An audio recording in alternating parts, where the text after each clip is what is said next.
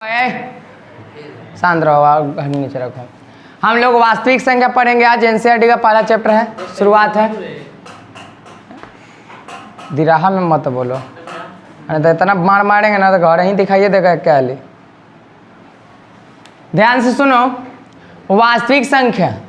वास्तविक संख्या में हम लोग को तो सबसे पहले संख्या के बारे में पढ़ना चाहिए, लेकिन संख्या के बारे में हम लोग पढ़ चुके हैं। सम संख्या, प्राकृतिक संख्या, विषम संख्या, पूर्ण संख्या सब पढ़ चुके हैं। तो सीधा हम टॉपिक पे आते हैं, परिमेय संख्या के टॉपिक पे आते हैं, ठीक ना। सबसे पहले परिमेय संख्या पढ़ेंगे, फिर अपरिमेय पढ़ेंगे, और फिर मसा पढ़ेंगे, फिर लसा, फिर अभाज्य गुणनखंड, फिर दशमलव प्रसार, और चैप्टर यही हो जाएगा खत्म ही है। इस चैप्टर में जान उतना नहीं है, लेकिन इस चैप्टर से आता है, एग्जाम में आता है, जरूरी है, क्वेश्चन आता है आपका। क्वेश्चन इस एग्जाम में इस बुक से, ये जो बुक का एक्सरसाइज है चैप्टर 1, इसे निश्चित है कि देगा क्वेश्चन देगा ही देगा। 5 number, 6 number, 10 number last, maximum 10 और मिनिमम 5 और 10 के बीच में, मतलब देगा। 5 से नीचे नहीं देगा, ऊपरी देगा, लेकिन देगा। तो ध्यान से सुनते हैं कि परिमेय संख्या क्या होता है। सबसे पहले है ना, परिमेय क्या होता है। तो परिमेय का डिफिनेशन हम पढ़ा चुके एक बार और परिमेय के बारे में बता चुके हैं। ये टॉपिक हम मिटा देते, टॉपिक सिर्फ देखने के लिए लिखे थे कि देख सकते हो कि क्या क्या पढ़ना है इसमें, ठीक है ना। तो बात करते हैं परिमेय संख्या का। सबसे पहला कि परिमेय संख्या होता क्या है। परिमेय संख्या को इंग्लिश में क्या बोलते हैं? Real number, rational number, rational number बोलते हैं। अब ये होता क्या है परिमेय संख्या, तो ध्यान से सुनिए।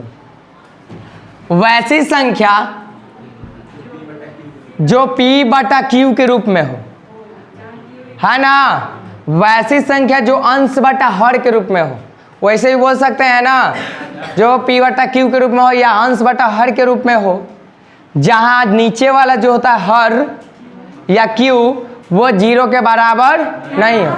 अगर वो 0 के बराबर आ जाएगा तो वह संख्या होगा ही नहीं होगा, क्योंकि अनडिफाइंड हो जाएगा। क्योंकि जिंदगी में पढ़े हम लोग कि किसी भी संख्या के नीचे क्या होता है, 0 नहीं होता है। इसीलिए वहां लिखाता है जहां Q बराबर नॉट इक्वल 0, क्या लिखते हैं? वैसी संख्या जो P बटा Q के रूप का हो, तथा जहां Q इक्वल नॉट 0। यही ना पढ़े थे हम लोग कि जहां Q बराबर 0 ना हो, उसे ही क्या कहते हैं? परिमेय संख्या कहते हैं ना। लेकिन एक और शर्त होता है इसमें, आप लोगों को पता भी होगा या नहीं होगा। जैसे कि देखो, अब मान ली कि 6 बटा हम दे दिए हैं 42 दे देते हैं। अब ये अभी परिमेय संख्या है कि नहीं है? नहीं है। क्यों नहीं है? अब क्योंकि इसमें अभी कॉमन है, और कॉमन फैक्टर होना नहीं चाहिए, सबको हट जाना चाहिए, तब वो परिमेय होगा। बताओ कॉमन क्या है? 6 का पारा में सब दोनों आता है। 6 का पारा में कितने बार में आता है? ये एक बार में। नीचे वाला 1/7। अब इसमें कॉमन फैक्टर नहीं है। एक के अलावा कोई कॉमन फैक्टर नहीं रहना चाहिए, जिसको सार्वत्रिक गुणनखंड बोलते हैं। एक के अलावा गुणनखंड नहीं रहना चाहिए। इसमें तो 6 था दोनों में, अब तो नहीं है। तो ये क्या होगा? परफेक्ट परिमेय संख्या होगा, है ना। तो परिमेय संख्या किसे बोलते हैं? जो P बटा Q के रूप में हो, जहाँ Q बराबर नॉट 0, तो Q नीचे ही वाला ना होता है, और ये 0 है क्या? नहीं ना है। तो ये क्या है? परिमेय है कि नहीं है? है ना परिमेय। तो ध्यान से सुनो, इस तरह का एग्जाम्पल और भी ले सकते हैं। एग्जाम्पल के लिए, ये समझाने के लिए लिखे थे। एग्जाम्पल के तौर पर हम लिख सकते हैं 1/2 है कि नहीं है? -5/7 है कि नहीं है? 3/2 -3/2, 4 -6 ETC। कितना लिखेगा? है कि नहीं ये सब परिमेय संख्या? अच्छा, ये परिमेय संख्या है कि नहीं है? ये परिमेय संख्या है कि नहीं है? ये परिमेय संख्या है कि नहीं है?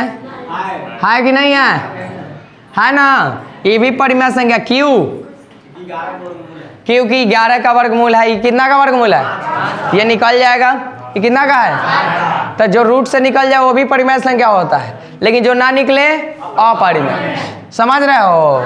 मान लिए कि कोई दे देता ऐसे बुआरे, ध्यान से सुनना, √3/√6 ये परिमेय है क्या परिमेय है? अपरिमेय है, क्योंकि ये ना निकलेगा ना यही निकलेगा, तो जब नहीं निकलेगा तो कटेगा भी नहीं, और नहीं कटेगा तो अपरिमेय ही है ना। पाई भी क्या है? पाई क्या है भाई? पाई का मान 22/7 होता है, फिर भी क्या है? अपरिमेय होता है, क्योंकि इसका दशमलव प्रसार जब ज्ञात करते हैं तो कहीं रुकने का नाम नहीं लेता है, और जो रुकने का नाम नहीं लेता अपना वैल्यू चेंजिंग करते जाता है, बार बार रिपीट करते जाता है, तो अपरिमेय में ला देते हैं। ठीक है ना? तो इसीलिए तो इसको नोट कर सकते हो तुम लोग, नोट किए हो तो ठीक है, जो नोट नहीं किया कर लो। कौन कौन नोट नहीं किया था? नोट नहीं ना किए हो? न्यू बच्चा नोट कर लो, पीयूज कर दो, पीयूज। हाँ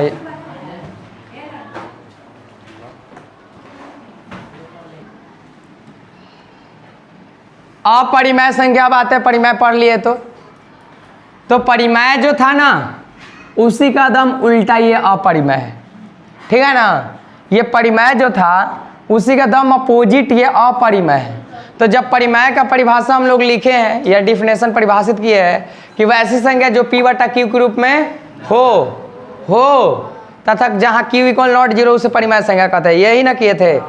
लेकिन अपरिमेय सिद्ध करने के लिए इसका दम अपोजिट चलेंगे, वैसी संख्या जो P/Q के रूप में ना हो या जो रूट से ना निकले, है ना निकले, उसको क्या कहते हैं? तो लिख सकते हो, लिखो जल्दी। वैसी संख्या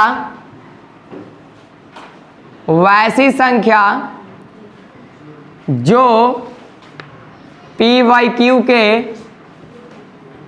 रूप में ना हो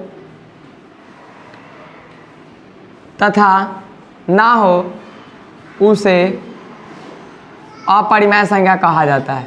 या रूट से भी ना निकले उसे भी वो भी ऐड कर सकते हो। ठीक है ना? जो रूट से भी ना निकले मुक्त हो गए, जिसका परफेक्ट स्क्वायर ना हो के स्क्वायर रूट ना हो के, उसे भी क्या कहते हैं? अपरिमेय कहते हैं। एग्जाम्पल के लिए हम लोग लिख सकते हैं √3, √5, पाई लिख सकते हैं ना, 22/7 ETC। मतलब ऐसी संख्या जिसका भाग देने पर वो स्थिर ना रहे, है ना, दशमलव प्रसार अशांत हो जाए, मतलब आते रहे रुकबे ना करे, कभी रिपीट भी ना हो के, तो वो सबको कहते हैं अपरिमेय। ठीक है ना? फ्यूज कर दो। देखो मास टॉपिक आ गया, वो परिमेय अपरिमेय था, जनरल टॉपिक था, समझो, तो उसमें कुछ जान नहीं था।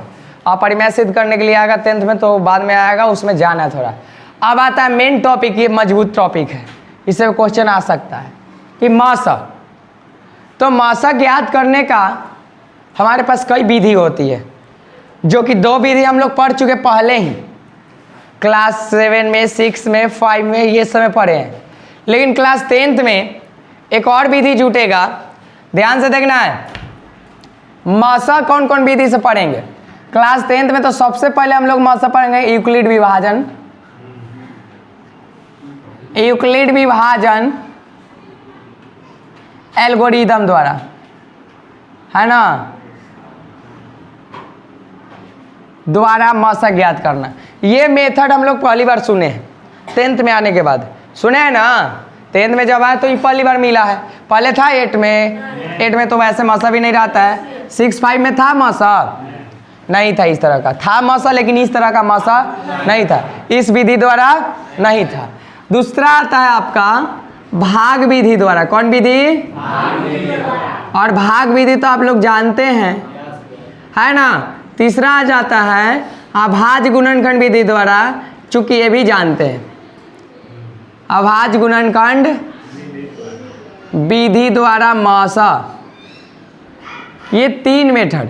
और चौथा है सूत्र द्वारा। सूत्र भी पढ़ाते, पहली संख्या गुने दूसरी संख्या बराबर मासा गुने लासा। तो ये सूत्र के द्वारा भी मसल से ज्ञात करते हैं। तो मसल 4 विधियों से हम लोग ज्ञात कर सकते हैं, लेकिन जो जरूरी चीज़ है ये वाला है, एकदम इम्पॉर्टेंट है। ये यूक्लिड विभाजन द्वारा मसल कहा हुआ जी, यूक्लिड विभाजन द्वारा मसल जरूरी है ना। तो ये क्या होता है ये आज हम लोग पढ़ेंगे, ठीक है।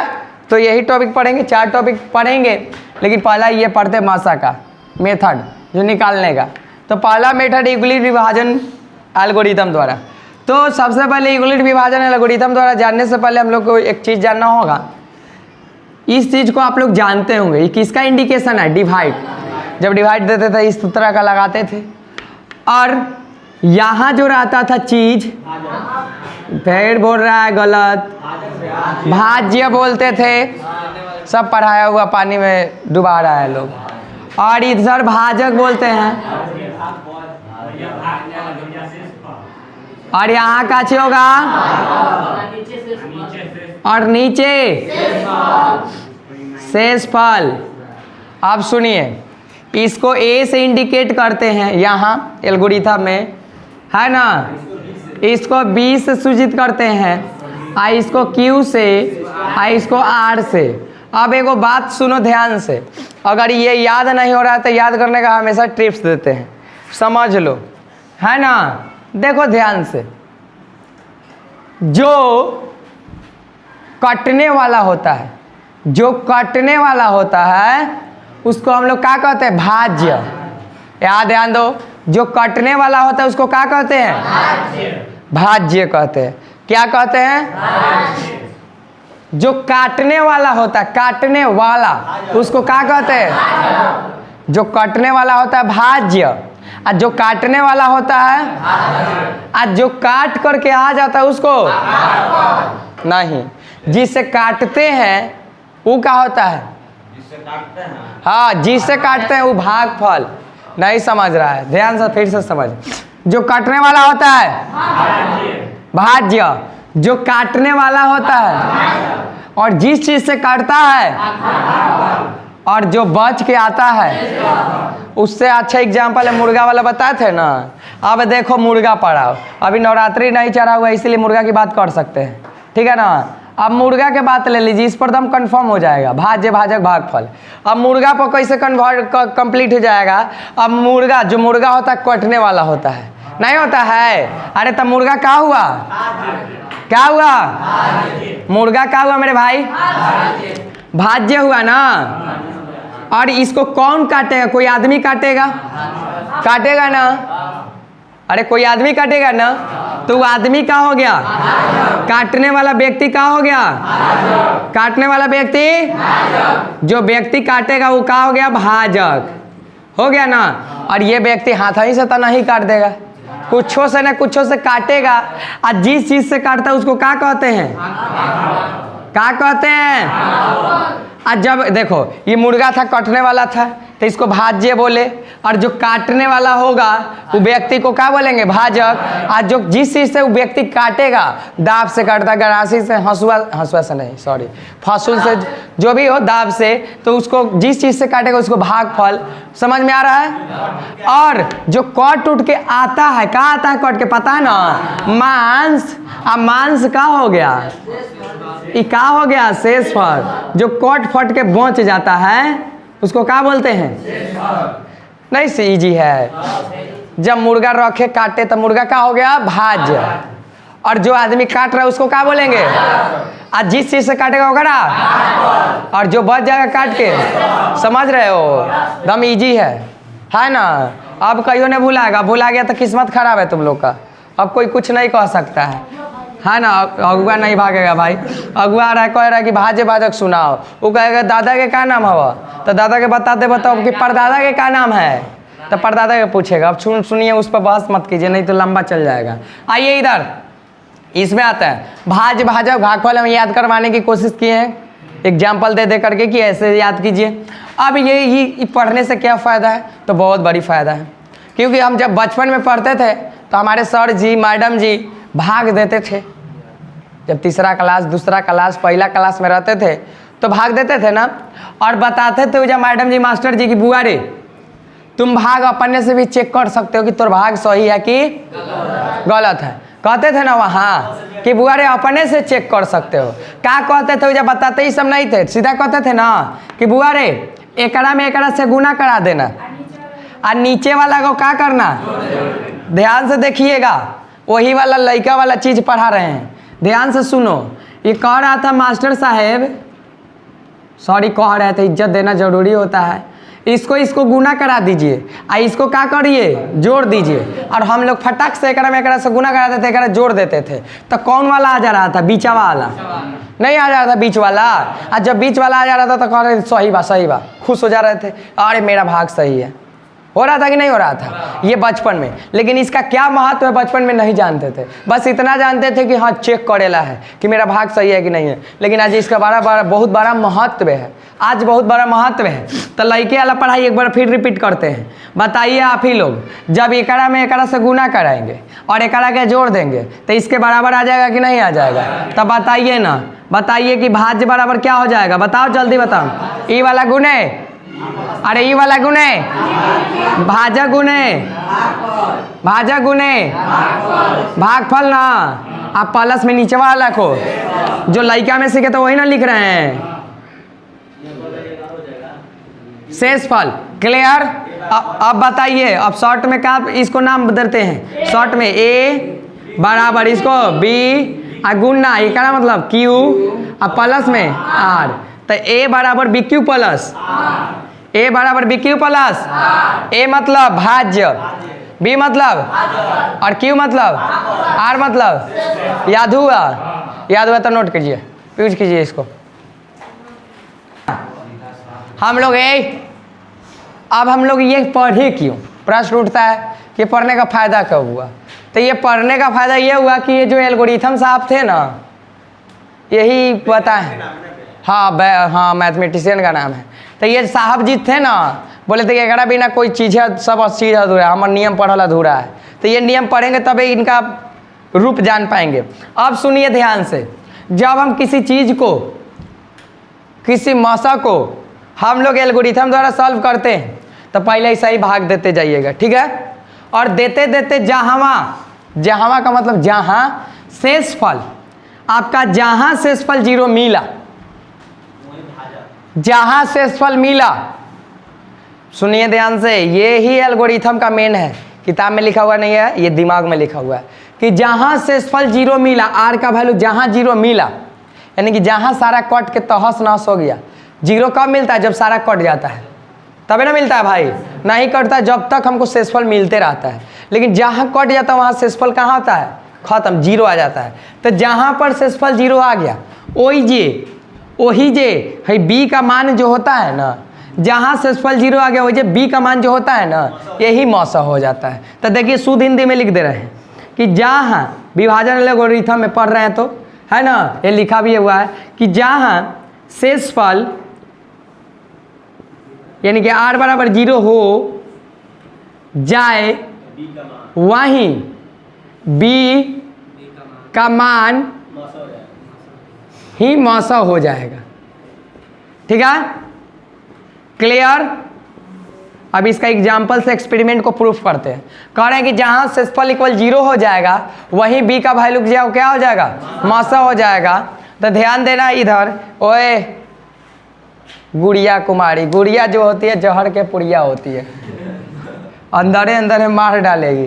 ध्यान दे देखना इधर। हाँ, एक एग्जाम्पल लिखते हैं, है ना। 155 225 का लेते हैं, चाहे 223 का लेते हैं। 155 था 223, यहाँ देखिए 223। अब देखिए इसको करना क्या है, ध्यान से सुनिए। का मौस लेकिन किस विधि द्वारा, यूक्लिड एल्गोरिथम द्वारा, रिथम विभाजन द्वारा ज्ञात करे। ठीक, क्लियर। एग्जाम्पल दिए, 155 तथा 223 का यूक्लिड विभाजन द्वारा मौसा ज्ञात करना है। और कैसे ज्ञात होता है यह ध्यान देना है। सॉल्यूशन, आप जानते हैं कि बचपन से अभी तक कि छोटका से बड़का में क्या करते, भाग लगाते। छोटका से ये बात इसलिए बता रहे हैं, कभी कभी ये 223 ऐजा रहेगा, 155 ऐजा रहे, मतलब आगे ही छोटका रहेगा तो वो बड़का रहेगा। लेकिन करम बांध के परेशान बड़का दे देला, कैसे भाग करी। तो ऐसा नहीं सोचना है, कहीं भी रहे वो कहीं भी रहे छोटके से बड़का में भाग देना है ना, याद रखना ये बात को, ठीक है। तो बताइए छोटका कौन है, 155 ना, 155 को केकड़ा में भाग देना है, 223 में ना। ऐसा ही हम लोग कर देते हैं। क बार में लगेगा, एक बार में ना, ये तो भाग आता है ना जी, एक बार में कितना आएगा, घटाव आता है ना, 3 ना, 3 होगा। देखो कही हो रहा है 8 होगा रे मेरे भाई, और यहाँ कितना होगा जी, 6। क्लियर, आएजा कहानी। अब नहीं ना काटा, और जब तक नहीं काटा रहेगा वो घड़ी तक लागल रहेंगे, लागल रहो। कहता ना 100 क बार में, 2 बार में, 8 दूना 16 के, 6 दूना 12 1, फिर कितना समझ रहा है, आइजा कितना 1, आइजा कहानी। फिर घेरेंगे ना, कौन उतारते हैं, क बार में, 4 बार में, 3 बार में ना। बताइए 1, फिर घेरेंगे ना, कौन, जब तक शेषफल, अरे मिटा के गलती के, चलो उतार लिया होगा लोग, जब तक शेषफल 0 ना आए लगल रहेंगे। 1 बार में ना 11 है, दिख नहीं रहा तुम लोग को, ठीक ना, कितना, फिर इसको घेरेंगे ना, 11, कितने बार में, कितना बार में, 8, कितना लग रहा है कि आज कटेगा नहीं, 6 ना, 2, फिर 3 ना, दिख रहा है नीचे, आइए 1 और 2 से उतारेंगे, ये 2 का ही 2 नहीं दिख रहा है तो ऊपर कर दे, ठीक है। सुनिए यहाँ कर देते, चिंता मत करो भाई मेरे भाई। चलिए इधर का यहाँ से इधर करते, 8 बचा था ना, तो 8 में भाग देना कितना से, नहीं 8 से भाग देना 11 में, 1 बार में ना 3, इसको घेरिए, कितना उतरेगा 8, 3 दूना का 2, फिर अंदर कितना उतरेगा, 1 बार में 2, 1 उतरेगा ना, घेराएगा 2, कितना बार में, 2 बार में, कहानी खत्म। शेषफल 0 आ गया कि नहीं आ गया, दिख रहा है कि नहीं दिख रहा है। अब देखो ध्यान से, अब बाप रे बाप इतना हो गया, अब इतना बड़का दे दिए थे, गलती कर दिए हम, छोटका देना चाहिए था, सिखाना था, ये मिटा ना। अब सुनो ध्यान से, क्या करना क्या है, अब क्या करना है, विभाजन एल्गोरिथम से, विभाजन एल्गोरिथम से। अब बताइए, देखिए के स्टेप में काटा, गिनवाते हैं। 1 स्टेप, 2, अरे वो पूरा घेरा गया, 2 स्टेप, आई 3 step, 4 step, 5 step, 6 step, 7 8 step में कटा है ना भाई, 8 स्टेप में हर एक स्टेप को लिखेंगे। ध्यान देना, क्या होता था एल्गोरिथम, A बराबर BQ प्लस, यही ना होता था। अब इसी पर फर्स्ट स्टेप, चरण उरण मत लिखना, स्टेप ऐसे दे देना फर्स्ट, यानी कि A पहले रखना है ना, तो A मतलब 200 बराबर BQ ना, तो B कौन वाला है, ये वाला ना, गुने Q कौन है, 1 ना है भाई, कहाँ घर है रे, और R कौन है, 68। एक स्टेप हो गया, स्टेप नंबर 2, इसमें बताइए 155 है ना, और B कौन है, 68, 19, वेरी गुड। नंबर 3 बोलिए, 68, बताओ एक बार फिर बताओ, 19 गुने 3 प्लस में 11, नंबर 4 19, 11 गुने 1 प्लस, मिटा नहीं है। अब बताइए अब कौन है, 11 बराबर ना, बोलिए 11 बराबर 8 गुने 1 प्लस 3, क्लियर। आपकी कौन 6 में 8 8 में काथी था 3 गुने 2 प्लस 3 गुने 2 प्लस 6 था रे 3 गुने 2 प्लस 2 ना 7वां स्टेप में बोलिए है 3 गुने 2 प्लस 2 ये मिटाइए यहाँ। अब क्या था 7वां में 3 2 गुने 1 प्लस 1। 8वां स्टेप में लास्ट स्टेप 2 बराबर 2 गुने 1 प्लस 0 0 था भाई।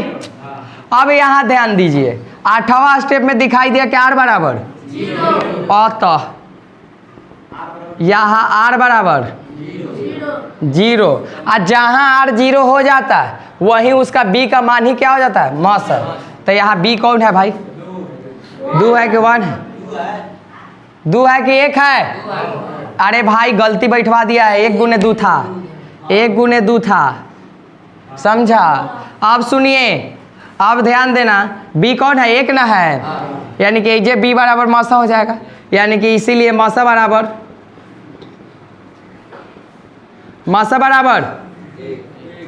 b का वैल्यू ही मौसा होता है बार बार बोल रहे हैं 1 हो गया। अब बताओ कौन कौन सीखा अब सीख गया तो अच्छा है। घर पर जाना और केसी सिन्हा का बुक और एनसीईआरटी का बुक में ढेर सारा क्वेश्चन है दोनों में और दोनों कोशिश करना कि आज मौसल से एल्गोरिथम वाला बना ले जिंदगी में कभी भूलाएगा नहीं। आज बना लेगा तब नहीं बनाया तो गया बेटा कहानी खत्म। तो फिर से बना लेना भाई खाता नहीं है रोज कोकोबर ही नहीं करे कोकोबर खा लिए अब लेके रसगुल्ला लिया के देंगे तो कहेगा नहीं कि कोकोबर रसगुल्ला खा लिया हटाइए नहीं सब खा दे रहे हैं कहेंगे आवे तो 2-3 बेर और आवे तो पीज कर दीजिए नोट कीजिए इसको पीज कर